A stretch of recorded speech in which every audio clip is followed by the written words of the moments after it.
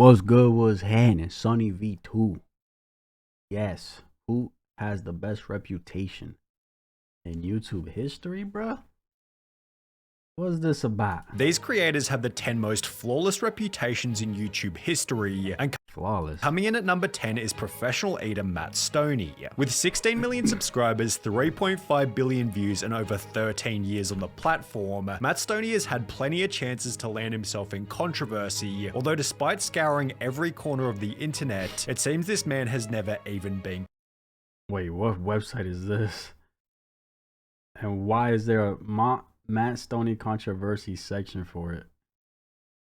What the Criticized. His clean image has resulted in collaborations with everybody from the I watch to him. GQ, as well as someone who deserves an honorable mention for this video, Beard Meets Food, with both of these creators showing that living a simple, humble life outside of YouTube can do wonders for your online reputation. You might make the argument that competitive eating is simply an uncontroversial genre. However, I'd urge you to think of a different YouTuber who instantly proves this theory wrong.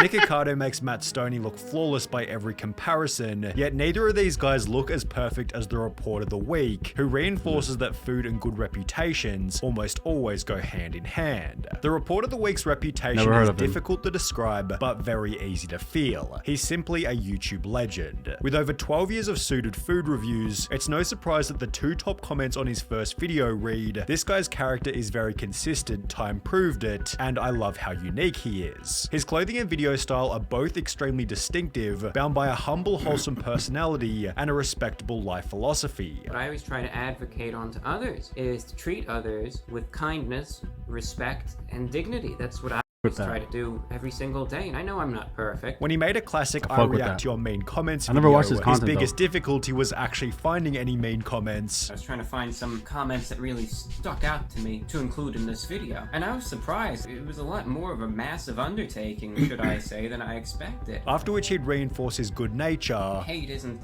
anything. You know, it's not a good thing. I always say everyone should treat each other with respect, kindness, and dignity. With his no hatred policy resulting in nobody hating him. This is the man I'll show my children when I teach them dignity. There is something about this guy which makes you believe in humanity again. I will physically defend this man for my whole life. The countless different review bra memes only add to his when cat vlogs is on and you hold shift on the front. Yet they shouldn't distract you from a high level of personal accountability. And this was on me. I should mention that. It was just a mistake on my part. Yet if you want hold on, because what was this?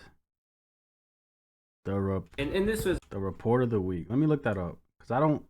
Does he still make content? Let me see. He does. What the fuck? He does. Oh, that's tough. How long has he been doing it? 12 years. He still does. That's gangster. I like that.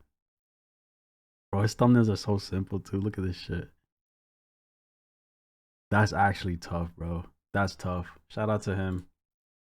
Was on me. I should mention that. It was just a mistake on my part. Yet if you want accountability with a bit more style, then we have to talk about a channel called Discover Connection. At around 600,000 subscribers, Discover Connection is the smallest channel on this list. However, these guys have some of the most wholesome content you will ever watch. The channel was created with the goal of reducing divisiveness, with the members essentially leaving their comfort zone in every video just to do nice things for random people. In their Helping Strangers with Anything and Everything video, they walked around the streets of Vancouver helping complete strangers with their gardening, while in a different video, they managed to convince 30 random people at the beach to have a sleepover party at their house. Their most viral video is an episode where they went around to random houses, offering to cook people dinner in their own homes, with one of the people they cook for then showing up in a later episode where they hosted a massive free Christmas dinner for 50 strangers who were all alone on Christmas. The channel is well summarized by a comment reading, "I'm not crying, you're crying. This is some next level wholesomeness, guys. Thank you for being able to witness this, although until they've experienced the trials of being a bigger channel, Casey Neistat definitely deserves the next."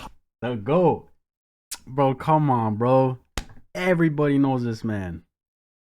everybody. By a spot. While Casey has found himself in the occasional controversy, you'd be hard pressed to find a single person who doesn't think he's a legend. Casey is one of the few rare YouTubers who pioneered a whole new genre, during which he displayed an unwavering work ethic by uploading a high quality vlog every 24 hours for 800 days straight. Insane. The only time I really get bummed out or depressed is when I'm not being productive, is when I'm not accomplishing or doing or... Look at this fucking goat, man. Everybody knows this man. Everybody mentions him, bro. I first found out about him when I was watching BF vs GF, right? Jesse and Gina. Back in the day was crazy. And he was good friends with him. And they've had a few videos together and shit, but like he'd always mention Casey, bro. Contributing in any way. While this might have almost ended his marriage, the destructiveness of that on my own marriage and relationship was profound. These kind of admissions only provide another reason to love him: transparency. While most YouTubers show only a polished version of their lives, Casey's unafraid of highlighting his darkest moments, which almost always provides a counterintuitive boost to a YouTuber's image. On top of this, vlogging is simply the perfect video type to build a strong connection with the audience, which when combined with his various on-screen collaborations, show that he's the type of guy who could be friends with anyone. Casey doesn't put himself on a pedestal simply because he's famous, which is a quality also shared by Penguin Zero. When you hear the name Moist Critical, two words come to mind: consistency and reliability. His streams and almost two daily videos make his social media presence inescapable, but in a good way that'll always leave you updated on all. The jokes, the subtle, the jokes he be saying, they come off real subtle. There's just like, it eases into how he's talking, right? Eases out. It'd be the funniest shit ever, bro. The current drama. In the early days of his channel, Charlie actually donated the entirety of his YouTube earnings to charity, which he continued for over 4.5 years before noticing that his donations weren't actually going to those in need. And if you do a little bit of digging, you will find out that many of these highly rated charities are actually just awful. Despite having discontinued the practice, Charlie hasn't stopped giving back to others, and while his laid-back attitude makes it seem like the process is pretty damn simple, he embodies the saying that it takes a lot of effort to look effortless. Steve Wallace is another smallish... Damn, that's bars. It takes a lot of effort to look effortless. He embodies the saying that it takes a lot of effort to look effortless. Bars. Steve Wallace is another smallish channel on this list at around 1.3 million subs. However, I'd be willing to bet that this man has never even had a hate comment during his 12 years on YouTube. Steve gained popularity by talking about all things camping. However, he blew up with his stealth camping videos in which he sleeps in unusual places, like behind a police station, inside a stormwater drain, and even in the bushes of a roundabout. As described by this comment reading, I think what I like about Steve is that I see the same fears and worries that I would have being out there, and he doesn't hide them. Steve is extremely open and honest on his channel, which would bring him closer to the audience in the most tragic way imaginable. On the 5th of August 2022, Steve made a community post celebrating he and his wife's 5th anniversary, before uploading a video exactly 3 weeks later, announcing that she passed away in her sleep. On Saturday, beautiful wife and I went to bed. On Sunday only, I woke up. For obvious reasons, this unexplainably difficult event made the videos much harder to make. Not gonna lie, I've been crying a little in between shots.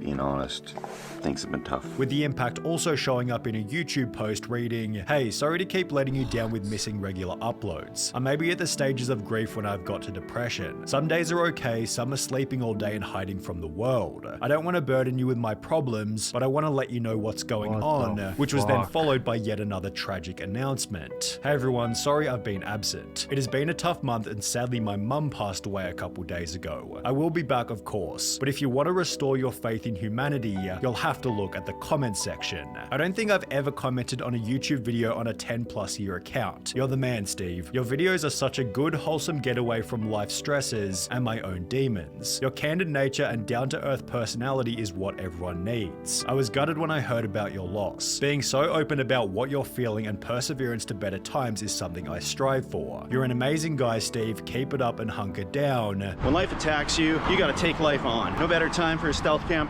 than right now, my friends. Yo, that shit gave, bro. From the bit where it said his wife passed up until now, bro, I've just had goosebumps that entire fucking time, bro. camping then also playing a part in the fourth best reputation, Brody from YBS Youngbloods. You might recognize Brody from some of his recent mega viral shorts, yet he's been making long form content for over 8 years now. His videos, usually filmed off the coast of Western Australia, feature him, his family and his dog Strider doing some kind of beach or ocean related challenge while capturing some of the most incredible wildlife footage available anywhere. This has led to a fair few near-death experiences. This thing right here can kill 26 humans in a couple of minutes. Oh, okay, I'm not gonna do that again. All right. But for the most part, Brody's content focuses on ocean sustainability, and not from a fake virtue signaling sense, but rather from the perspective of a dude who genuinely cares about keeping the sea clean. Wait till you guys see what this actually is. You'll be disgusted, man. Plastic.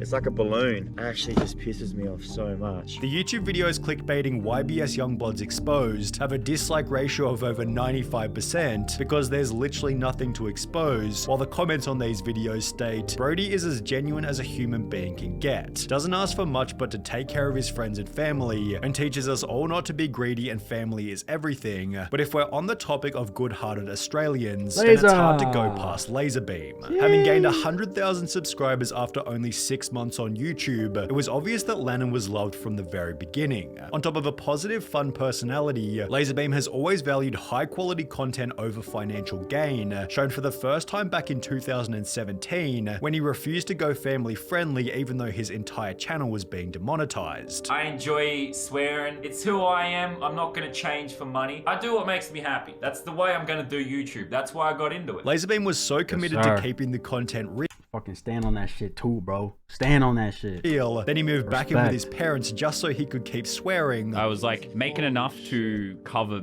like the basic bills, but I moved back with my parents. While blaming nobody but himself throughout the process. And it's completely fair. It's my mistakes. Shit happens. Like a true legend, stays himself and sticks to his guns in the face of adversity. Laserbum, you are a true bloody legend of all bloody legends. In line with staying true to himself, Laserbeam has also connected with the audience by sharing his own mental health struggles. I have absolutely no shame with like anything I'm going through. I know I've always battled anxiety. I have anxiety about everything. The last few weeks I've been convincing myself I'm dying. With his extreme transparency likely playing a role in the absence of any negative press despite the size of his channel. Although even then he doesn't come close to Vsauce. With 20 million subscribers and almost 15 years on the platform, the only crime Vsauce has ever committed is not uploading more often. Even then his content from 10 years ago is still extremely popular, being a testament to his strong image, given reputation and resistance to atrophy almost always go hand in hand. Vsauce seems very comfortable in his own skin as a genuinely humble, curious, down-to-earth guy who's committed to keeping a clean, successful brand, steering away from even the most basic controversial questions. Michael, are you a tits or an ass man in the end? Because we did never get an answer on that. I ask myself that every day. Really? And did you ever find resolve within your soul on that issue? Yeah. Which is the answer? You're a corn man. I'm a corn man. Yeah.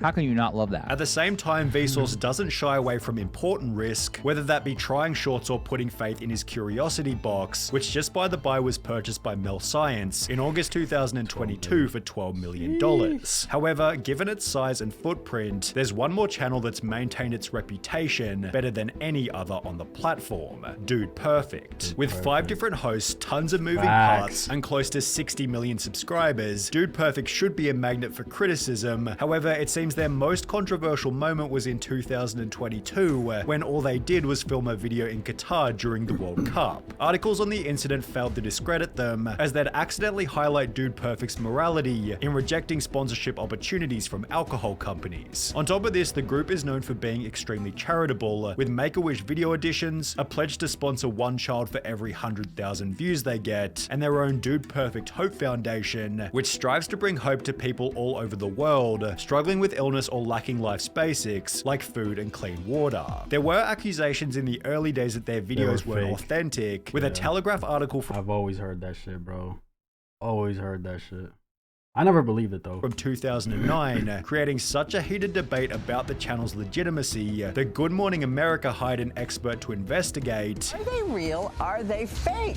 We have computer analysts looking at them. Yet video experts say bored. that they're unable to tell where edits are being made. Dude Perfect responded by stating, "We love it when people say it's fake because it makes the shot seem even more ridiculously impossible. And we get more publicity and hits on YouTube, so we love the mystery of knowing whether it's real or fake," with frontman Tyler Toney echoing a similar sentiment. It used to bug all of us when people would say the shots are fake, they're not real. We just kind of took it as a compliment to how impressive the things that we were doing actually were. The Dude Perfect members simply reinforce, bro, and like, look at these guys, right? Every time a trick shot is hit, and in anything they do, every time something is hit, just hearing them go, yeah, and cheer was always like, it just hits you, bro. It just hits you with a wave of like a positivity. It puts a smile in your face instantly. You know what I'm saying? I remember watching this video. I think it was a golfing themed video, and they were doing trick shots in the warehouse that they're at. That shit was insane. And then there's another one too. I think it was that long shot basketball where they were up on a building and they threw it, and it made the shot went in and everything. You know what I'm saying? Like just hearing them cheer, yeah, bro, instant smiles.